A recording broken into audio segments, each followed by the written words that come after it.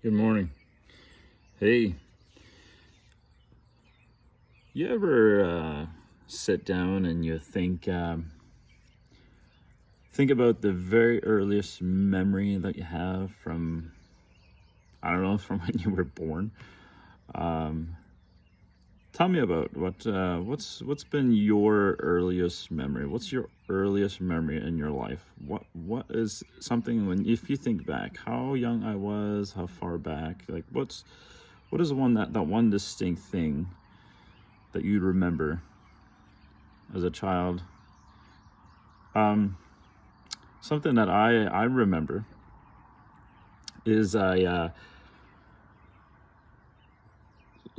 obviously this we were living in Mexico, and I'm from a village, Darp, you called Nashted, and my cousins lived kind of on an angle across the road, and I remember my mom carrying me. I must have been young enough that I didn't want to walk that far, and it wasn't even that far, but I just didn't want to walk that far, or I don't know. I just remember her carrying me on her hip, and we were going to my cousin's house, and they had longer driveways, and we're walking down the driveway, and the first thing I remember about my cousin Peter, and I see this kid on the driveway just sitting there, just playing on the ground, and then he looks up at us as we're walking by, and I guess we were familiar with each other, but he just kind of looks, how kids do, the stare, and he's got chocolate, like a Nutella or some sort of chocolate, all over his face. Looked like he had just eaten chocolate bread or something. That's I gotta say, I think that is my earliest memory. And that, and then there's two that I'm not sure. And one is of us. I was sitting up against a wall with my sister, who's passed away a long time ago. Is me and her were sitting up against the wall, and we have this picture. And I remember of posing, like my parents or somebody telling us we need to sit on the floor up against the wall, and they were going to take a picture. And I think we still have that picture somewhere. I got to find it, but I do remember that. And really young. I think I might have still been wearing diapers. I don't know. So yeah, it's just interesting, and the reason I tell this story is because when we're young, my earliest memory of me ever praying to God is, I think I was around 12 years old. I might have been around 12.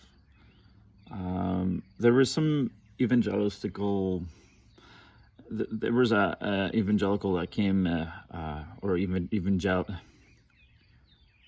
guy that came around to preach. He comes around, a traveling preacher, anyway, whatever you call that. We're having meetings, and so of course we were living in Mexico, and this is all just one culture place, old colony and all that kind of stuff. But we had heard about some other groups, and so we go to these meetings, and this guy's preaching, and it's different. It's in the language that we could understand, and the words and the stories. It was very relatable. It was, because you got to understand, we grew up, when we would go to school and read about the Bible, it was all done in High German. We didn't understand. We could read and quote and memorize High German, but we didn't understand. We didn't understand a thing. It was literally like we were memorizing just a foreign language. Like we had no idea what it all meant.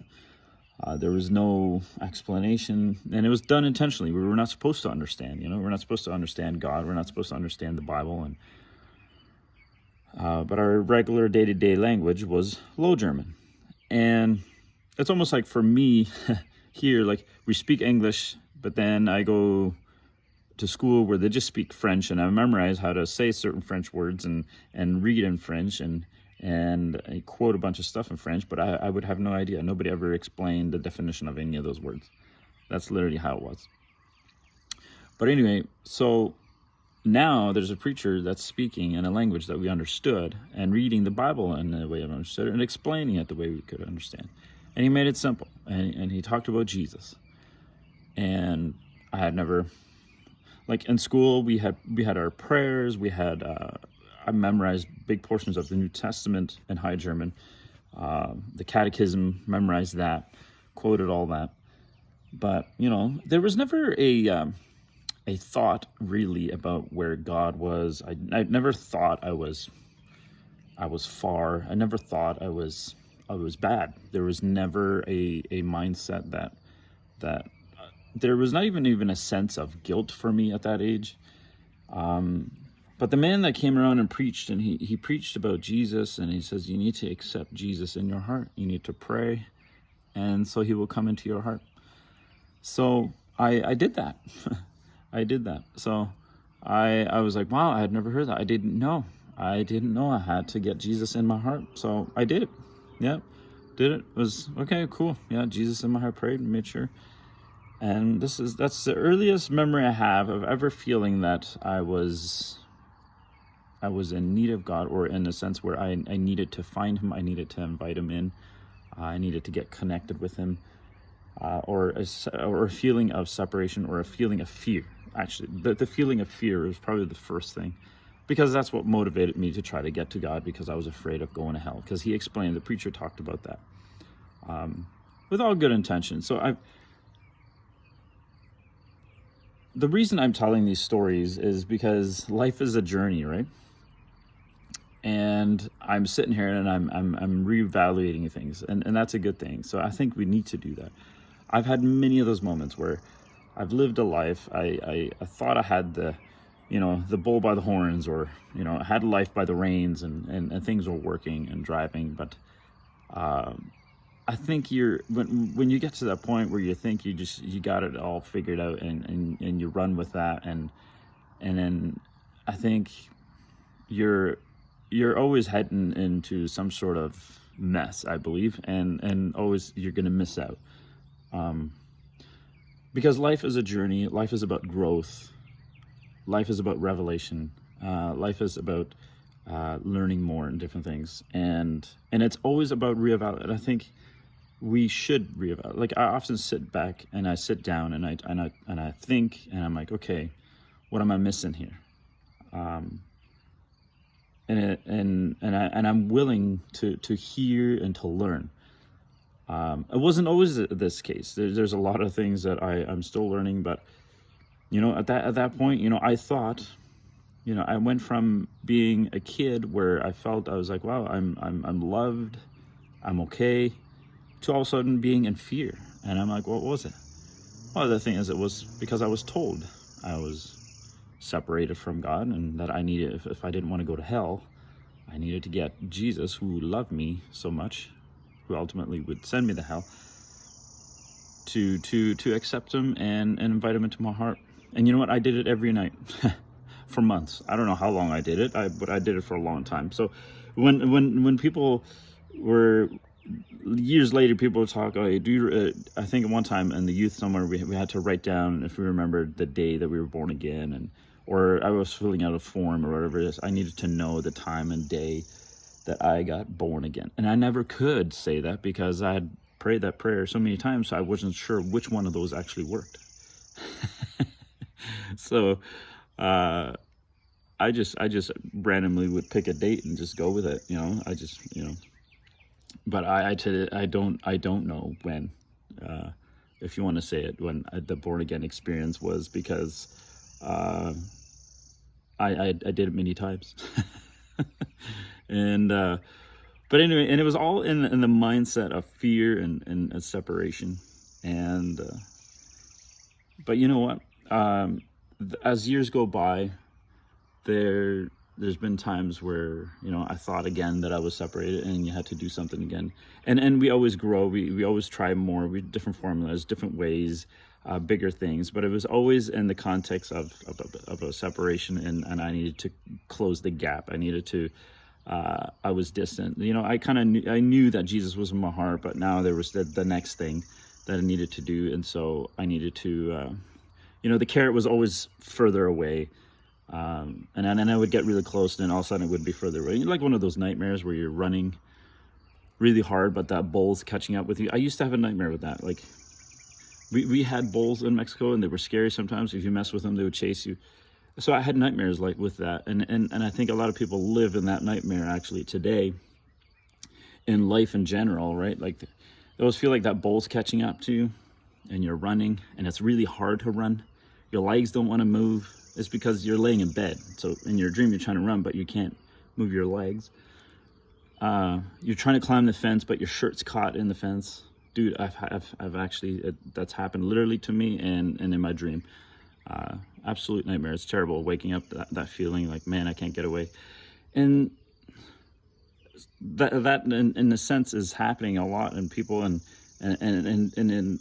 to me is that we're constantly trying to run away from hell, but the carrot's over there and I'm trying to catch up with it, so hell can't catch up with me. I'm trying to get into the safe zone. But man, it took me so many years to see a little bit better that the cross wasn't about God trying to decide to love me again, but it was to show me that he never stopped loving me. So since before 12 years old, where I felt loved, felt safe, I didn't know I was separated, because I believe I wasn't, but that's okay. Like, journey with me and stick with me here. But it took a long time to realize that, I wasn't separated. I was told I was kind of like Adam and Eve in the garden. God asked them, who told you were naked? Somebody told them that they were naked. Someone told them they were naked. So they hid and they dressed themselves, tried to cover themselves up. So the question I have, do we pray in fear? Do we chase the carrot because there's something behind you that's catching up to you? Are you trying to run to a safe zone? Do you always feel like you're in danger?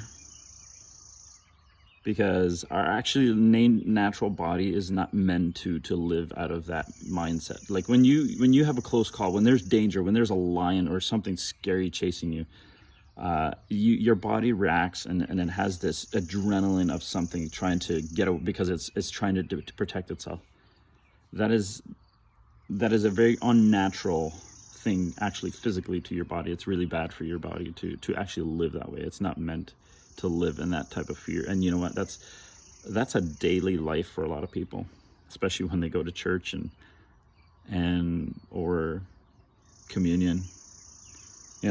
Always trying to get away, always trying to get to a safe zone.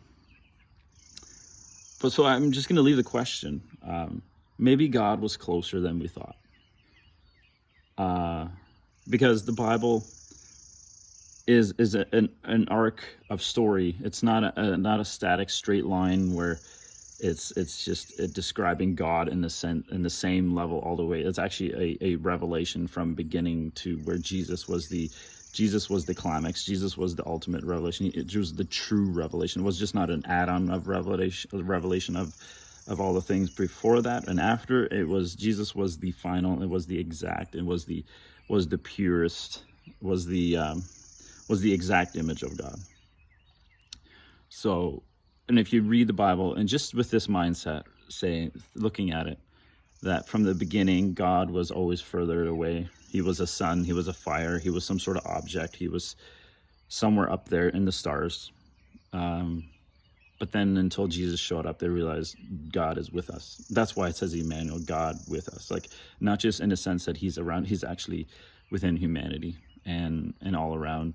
And everything is held together by him. So you can't be separated from him, because you could not exist without him. So maybe next time you pray, maybe realize that maybe God is closer than I thought. Maybe he loved me before I knew it. Maybe he's always loved me and always will.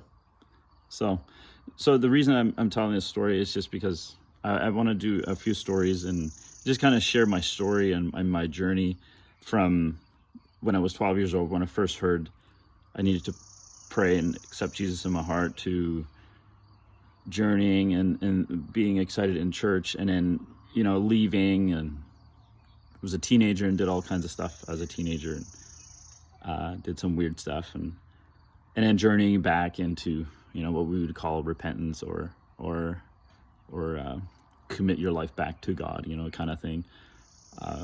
these are all, I'm using these terms because these are the ones that have been used a lot, and I wouldn't use those terms anymore, but it's just language that people understand. And then to journeying to where I'm at now, like, I've been to a few different churches. We've left some churches, and to where I'm now pastoring a church. And then even in the journey of that, it's going to be an interesting journey, and I'll tell you about that when we get to that point. But yeah, I figured there's a lot of people that are just trying to find language in life in general, and they're running away from a bull and chasing a carrot. So